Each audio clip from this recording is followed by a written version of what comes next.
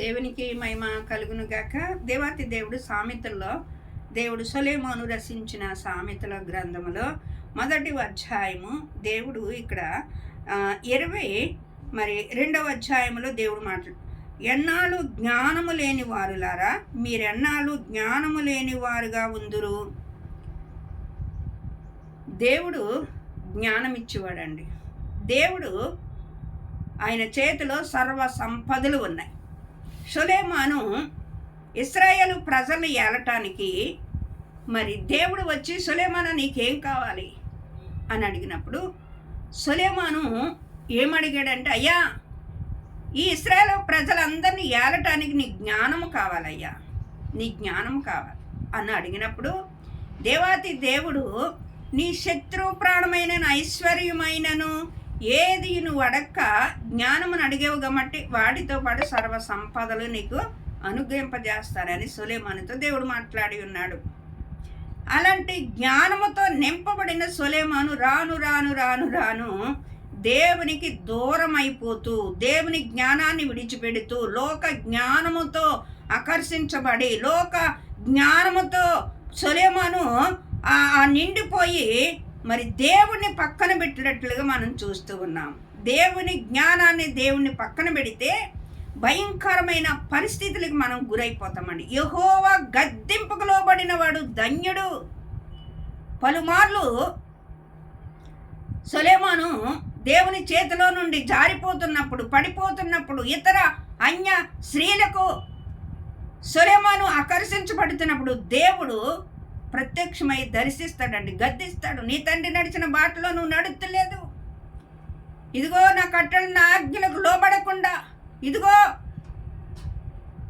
నువ్వు లోకానికి లోక పాపానికి ఆకర్షితమైపోతున్నావు అన్నట్టుగా మాట్లాడుతూ ఉన్నప్పుడు సొలొమోను లెక్క చేయలే. తనకిచ్చిన జ్ఞానాన్ని పక్కన పెట్టేశాడు, తనకిచ్చిన తెలివిని పక్కన పెట్టేశాడు, తనకిచ్చిన దేవుని బలాన్ని దేవుని ఘనతను అంతటిని పక్కన పెట్టేశాడు. అందుకని అంటున్నాడు, ఇశ్రాయేలు మీరు నా మాట వినిన ఎడల ఎంత మేలు. 51వ కీర్తన రాయబడింది. 81వ కీర్తనలో ఎంత మేలు, ఎంతో మేలండి. ఆయన మాట, ఆయన జ్ఞానాన్ని మనం ఎదిగినట్లయితే, ఆయన తెలివిని మనం ఎదిగినట్లయితే ఎంతో మేలు. ఇంకా ఇక్కడ ఏం చెప్తూ ఉన్నాడు, బుద్ధిహీనులారా మీరెన్నాళ్ళు జ్ఞానమును అసహించుకుందరు. నా గద్దెంపు విని తిరుగుడి, ఆలకించుడి, నా ఆత్మను మీ మీద కుమ్మరించేదను. ఆయన గద్దెంపుకు విని తిరగాలంటండి, తిరగాలి. మన పిల్లలు కూడా మన మాట విన్నప్పుడే ఎక్కడికి వెళ్తున్నావు వీడి తిరుగు అంటాం. మనం ఆయన మాట విని తిరిగినప్పుడు, ఆయన గద్దెంపుకు లోబడినప్పుడు ఆయన ఆత్మను మన పైన కుమ్మరిస్తాడంటండి. ఆయన అడుగు జాడలో జీవించే కృపను మనకిస్తాడు. ఆయన సర్వ సంపదలు కలిగిన దేవుడండి. ఆయన జ్ఞానమునకు మితి లేదండి. ఆయన భూమికి పునాది వేయటానికి ఆయన సమస్తమును జ్ఞానముతో నిర్మించున్నాడండి. తెరను పరిచినట్లుగా ఆకాశాన్ని పరిచి ఉన్నాడని దేవుని లేఖనం సెలవిస్తా ఉంది. వాటిలన్నిటికి సరిహద్దులు నియమించినట్లుగా దేవుని లేఖనాలు సెలవిస్తూ ఉన్నాయి. దేవుని జ్ఞానాన్ని శోధించడం అసంభవం అనే వాక్యము తెలియచేస్తూ ఉంది. అందుకని ఆయన జ్ఞానముతో మనం నింపబడాలంటే ఆయన యొద్దకు వచ్చి ఆయన జ్ఞానాన్ని అడిగినప్పుడు ఆయన జ్ఞానము కలిగిన ఆత్మను మన పైన కుమ్మరిస్తాడంటండి. ఆయన జ్ఞానముతో మనము నింపబడినప్పుడు మనం ఎలా బ్రతకాలో, ఆయనతో ఎలా జీవించాలో, అనిత్యరాజ్యములోనికి ఎలాగ నడవాలో, ఆయన భక్తిలోనికి ఎలా సాగాలో, ఆయన కట్టడలు ఆయన ఆజ్ఞలకు ఎలా లోబడాలో ఆ ఆత్మ మనల్ని సర్వసత్యములోనికి నడిపిస్తుంది అంటండి. ఆ ఆత్మ సర్వసత్యములోనికి మనల్ని నడిపిస్తుంది. అంతేకాదు ఇక్కడ ఏమంటున్నాడు, నా చెయ్య సాపగా ఎవడనూ లక్ష్య పెట్టకపోయిరి, నేను చెప్పిన బోధ ఏమియో మీరు వినకక తోసివేసిద్దరి. మనం తోసివేసేవారిలాగా మనం ఉండకూడదండి. ఆయన జ్ఞానముతో మనం నింపబడాలి, ఆయన తెలివితో మనం నింపబడాలి, ఆయన ఆత్మతో మనం నింపబడాలి. లోకములో మనం జీవించాలంటే ఈ లోక జ్ఞానము దేవుని దృష్టిలో ఎర్రితనం అంటండి. దేవుని జ్ఞానముతో మనం నింపబడితే, దేవుని ఆత్మతో మనం నింపబడితే, ఈ లోకములో ఉన్న జ్ఞానము కదండి దేవుడు మనకిచ్చింది. దేవుని జ్ఞానముతో మనల్ని నింపుతాడు, దేవుని తెలివితో మనల్ని నింపుతాడు. ఆయన మంచితనంతో మనం నింపుతాడు. మనం ఆయనకి లోబడేవారుగా ఉండాలి. ఇంకా ఏం చెప్తున్నాడు? నేను గద్దింపగా లోబడకపోతిరి, కాబట్టి మీరు ఆపద కలిగినప్పుడు నేను నవ్వెదను. చూసారా, మనం ఆయన గద్దించినప్పుడు మనం తిరగకపోతే, మనకు ఆపద వచ్చినప్పుడు అంటే ఆయన నవ్వుతాడంట. నువ్వు ఉపవాసాలు ఉండి ప్రార్థన చేయి, నువ్వు రేయింబాగులు దేవా దేవా దేవా అని ప్రార్థన చేయి, నీ ప్రార్థన ఆయనకి అసహ్యకరంగా ఉంటుంది. యెహోవా దొరుకు కాలమే ఆయన వెతికేవారుగా ఉండాలండి. దేవుడు నిన్ను పిలుస్తున్నప్పుడు నువ్వు లోబడాలి. దేవుడు నిన్ను గద్దిస్తున్నప్పుడు, ఏ పరిస్థితులు బట్టి నిన్ను గద్దిస్తున్నాడో, ఆయన మార్గంలో నుండి ఏ పరిస్థితులు కూడా తోలిపోతున్నావో, జారిపోతున్నావో, పడిపోతున్నావో, తొట్రెళ్ళిపోతున్నావో, నువ్వు పతనమైపోతానికి అపవాది నిన్ను ఈడ్చుకుపోతుందో, ఏ హృదయ ఆలోచనలు కలిగి ఉన్నావో, ఏ తలంపులు కలిగి ఉన్నావో, ఏ లోకమైన అపవాది నీ హృదయంలో చెడు తలంపులు, చెడు ఆత్మతో నింపబడి నిన్ను దేవునికి దూరం చేస్తూ ఉన్నప్పుడు పరిశుద్ధాత్మ దేవుడు నీతో మాట్లాడతాడు, నిన్ను విడిపిస్తాడండి. నువ్వు ఆయన గద్దింపుకు లోబడాలి, ఆయన బోధకు నువ్వు చెవియొగ్గాలి. నా ఉపదేశమును ఆలకించేవాడు సురక్షితముగా ఉంటాడని దేవుని లేఖనం సెలవిస్తూ ఉన్నాయి. దేవుని మాటకు లోబడుతున్నావా? ఆయన వాక్యాన్ని నీ హృదయమన్న పలక మీద పెట్టుకుంటున్నావా? నీవు వింటున్నావు కానీ విడిచిపెట్టేస్తూ ఉన్నావా? వాక్యమును నీవు వింటున్నావు కానీ లెక్కలేని స్థితిలో ఉంటున్నావా?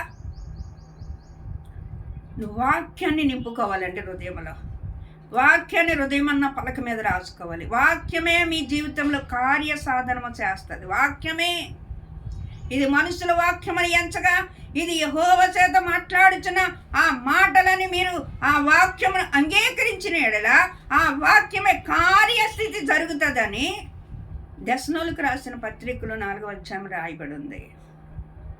వాక్యమేనండి మన పాదములకు దీపం, మనకు త్రోవక వెలుగు. వాక్యమే మనల్ని రక్షించేది. వాక్యానికే మనం ప్రాధాన్యత ఇవ్వాలి. వాక్యానికే ప్రాధాన్యత ఇవ్వాలి. దేనికి ప్రాధాన్యత ఇవ్వలేదండి దేవుడు వాక్యానికి. ఆయన వాక్యం అతి వేగముగా పరుగులెడుతుందంట. అబ్రహాం దగ్గరికి వాక్యం వచ్చింది, ఇసాకు దగ్గరికి వాక్యం వచ్చింది, యాకోబు దగ్గరికి వాక్యం వచ్చింది, దావీదు గారి దగ్గరికి వాక్యం వచ్చింది. వాక్యమేనండి, వాక్యమే. న్యాయాధిపతుల దగ్గరికి వాక్యం వచ్చింది, లేవీల దగ్గరికి వాక్యమేనండి. వాక్యముతో కట్టబడాలి మనం. వాక్యమన్న పునాది మీద మనం నిలబడాలి. వాక్యము లేని జీవితం అండి నీరు లేని కొండలంటిది. వాక్యము లేని జీవితము ఎలాంటిదంటే నీరు లేని వట్టి కొండలంటిది. పరిశుద్ధాత్మ నీళ్లతో పోల్చాడు దేవుడు. నీ హృదయంలో పరిశుద్ధాత్మతో నింపబడకపోతే నువ్వు నీళ్లు లేని కొండలంటిదా. నువ్వు ఎండిపోయిన కుండగానే ఉంటుందండి. దేవుడు జీవపు ఓట అంటే వాక్యం అండి. నీ హృదయంలో జీవపు ఓట ఉంటే, సామెతలు 4లో జీవజల నదులు నీలోంచి ప్రవహింపబడతాయని దేవుని వాక్యం సెలవిస్తూ ఉంది. వాక్యంతో కట్టబడాలండి, వాక్యంతో పట్టబడాలి, గట్టిగా పట్టుకోవాలి వాక్యాన్ని. వాక్యానుసారమైన జీవితం మనకు ఉండాలి. వినటం మాత్రమే కాదు, దాన్ని అనుసరించి నడిచేవారుగా ఉండాలని వాక్యం తెలియజేస్తూ ఉంది. వాక్యాన్ని భయపడేవారుగా ఉండాలి, వాక్యానికి లోబడేవారుగా ఉండాలి. ఇంకా ఏం చెలవిస్తూ ఉన్నాడు అని అంటే, భయము మీ మీదకి తుఫాను వలె వచ్చినప్పుడు, సుడిగాలి వచ్చినప్పుడు, మీరు అపాయము కలుగునప్పుడు, మీకు కష్టమును దుఃఖమును ప్రాప్తించినప్పుడు నేను అసహించుకుందును, నేను అపహాసము చేసేదను. చూసారా, మనము ఈ నెల గడిచిపోయాము అని కాదండి, ఈ రోజు గడిచిపోయాము అని కాదండి. మన జీవితము ఎప్పుడు కూడా ఈ లోకము నుండి విడిచిపెట్టే వరకు మనకి ఏయోటి శ్రమలు, ఏయోటి కష్టాలు, బాధలు వస్తాయి. కానీ నువ్వు దేవుని చేతిలో ఉన్నట్లయితే నువ్వు విడిపించబడతావు. నీకు కష్టం రావచ్చు, బాధ రావచ్చు, ఇరుకు రావచ్చు, ఇబ్బందులు రావచ్చు, శోధనలు రావచ్చు, అనారోగ్యం రావచ్చు, ఐశ్వర్యం కొదువు కావచ్చు, ఇంట్లో ఇబ్బందులు ఉండొచ్చు, నీకు అనేకమైన పరిస్థితులు నీకు వ్యతిరేకంగా ఉండవచ్చు. కానీ నీకు దేవుడు నీతో ఉంటే అన్నిటినీ జయిస్తావండి. అన్నిటినీ జయించే దేవుడు నీతో ఉండాలి. దావీదు అంటాడు, అయ్యా నీవు నాతో ఉంటే ఈ లోకంలో ఉన్నది ఏది నాకు అక్కర్లేదు అంటాడండి.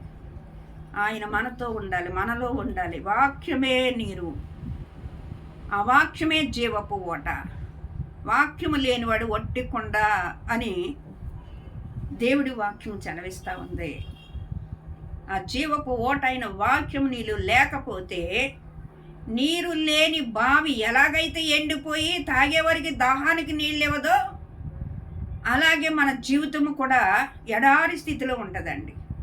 మనము ఆయనకు లోబడినప్పుడు, ఆయనకి ఇష్టానికి మనం జీవించినప్పుడు, ఆయన అడుగు జాడలో మనం జీవించడానికి ఇష్టపడినప్పుడు ఇక్కడ చదివిస్తూ ఉన్నాడు, నేను ప్రత్యక్షమవకుండా నన్ను శ్రద్ధగా వెతికెదరు కానీ వారికి నేను కనబడకుందును.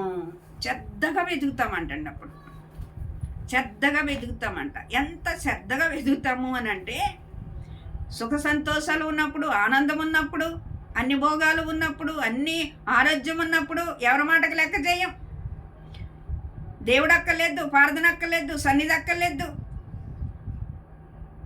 ఆదివారం అన్న సంఘటన మర్చిపోతాం. ప్రార్థన చేసుకోవాలన్నా ఆ ఆలోచన మర్చిపోతూ ఉంటాం.